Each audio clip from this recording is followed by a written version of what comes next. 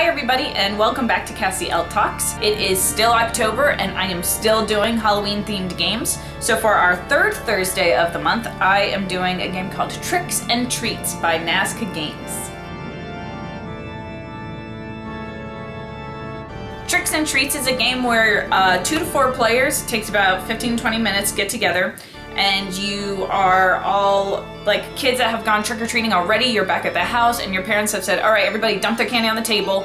You have to split it up amongst yourselves evenly. They've assigned numbers to each basket and you have no idea which basket is yours. Or so your parents think. The game's theme is that you have figured out which basket is yours, but so has everybody else. So you're all trying to hide your basket from each other, but also give yourself the most candy. And this game is very similar to if you've played a game like Cheating Mages, where it's almost like you have a secret identity or you have something that you're voting on in secret, and so you're trying to bluff everybody else by putting, you know, a voting card, or in this case, candy, into maybe a basket that's not yours. And so that's part of the game, is you're keeping what your basket is a secret. This game is not like another game that I reviewed with a similar name called Trick or Treat, which is completely different. It's still a very good Halloween themed game, but it is not the same as Tricks and Treats. So without further ado, let's go ahead and check this one out and see how she does. Alright everybody, this is the review for Tricks and Treats by Nazca Games. I just wanted to show you this box real quick here. This box got a lot of wear on it really easily. So if you pick this game up, a simple Ultra Pro deck box will work to hold the game in its entirety. That's pretty cool. And there's even some space in here, which is good because what I've actually done is I sleeved the cards because the cards, similar to the box, got wear pretty easily, so I have sleeves on the cards just to keep them safe. But with the sleeves, whatever can fit in this box plus this, all of the cards fit, so you're good to go. Okay, so let's go ahead and take a look at this game. For this game, the way the setup works is you've got these baskets here,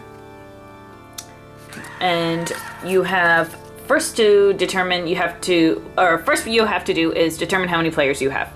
Blah, blah, blah, blah, blah. We're going to do a playthrough of as if there were 3 players. So no matter how many players you have, you always add 2, and that's how many baskets you have. So if there's 3 players, we add 2, so there would be 5 baskets total. So here I have 1, 2, 3, 4, 5 baskets. 1, 2, 3, 4, 5. All right.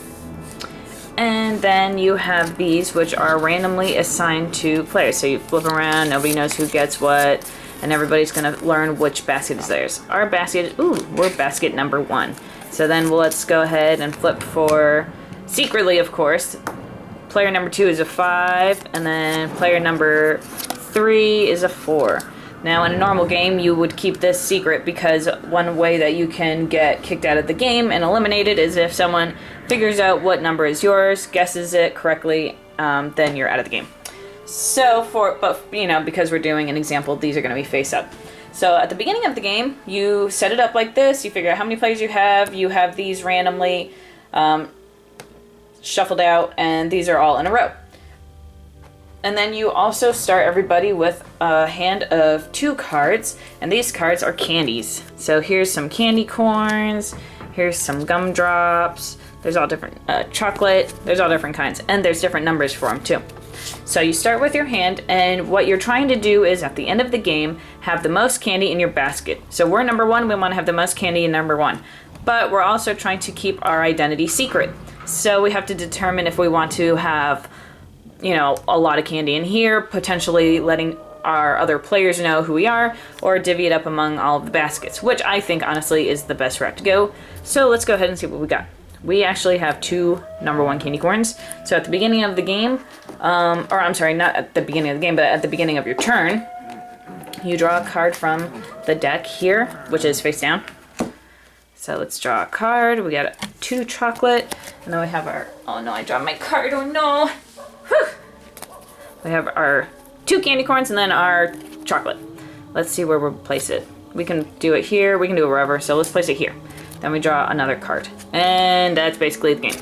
That's really easy. The game ends when either you have guessed who has what card and everybody has been eliminated, or at the bottom of the deck, or close to the bottom, there's this time's up card. So if you get to a point where all of these cards have been drawn and someone draws this, time's up, game ends immediately. And you count how much candy is in your basket. Whoever has the most candy is a winner. Or if everybody has been eliminated from the game, then you're the winner.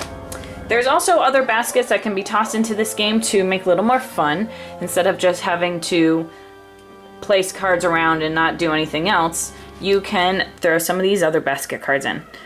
They have different abilities on them, and it's kind of hard to read on the screen, so I'm going to read this Cootie Baskets one to you. At the end of the game, count the number of candy of each type in this basket. The candy type that has the most in this basket has cooties. The player with the most candy of that type loses the game. If there are players that are tied, then all tied players lose. So that's a pretty rough card to play. But the way the game has this set up is you draw one or two of these at random, so you would turn them around, shuffle them out, and then see which ones you get. Of course, you know, as being the owner of the game, playing yourself, you can choose to take some of these out that you don't like. Here's another one, electric slide basket, disco basket. Let's see what this one does. When there are 10 or more candy in this basket, discard the cards in this basket. Then swap the numbered basket with the least amount of candy with the numbered basket with the most candy. Wow, that's a lot of stuff going on. If there is a tie for the least or most candy, the player that placed blah, blah, blah, blah, blah. Okay, so this just swaps some cards. And lottery basket, questionable numbers. Basket of good karma. There's like a whole bunch of different kinds. So that's basically the game. You, like I said, this game will play for about 10 to 20 minutes. It's 2 to 4 players. And I think that, honestly, with the elimination part of this game, by being able to guess who is what, it would just make the game end really, really quickly. If you guess incorrectly, you're out of the game. If you guess correctly, whoever you guessed is they're out of the game. So it can make this game last, gosh, what, 5 minutes if you're only with 2 players? That's basically it, though. That's Tricks and Treats. So that was Tricks and Treats. I hope you enjoyed my review. If you want to see some more of my Halloween-themed videos, feel free to take a look at what I've got. I've also got some blog posts about the games, including Tricks and Treats, that will be down below. And if you are kind enough to like, share, and subscribe, that would be awesome.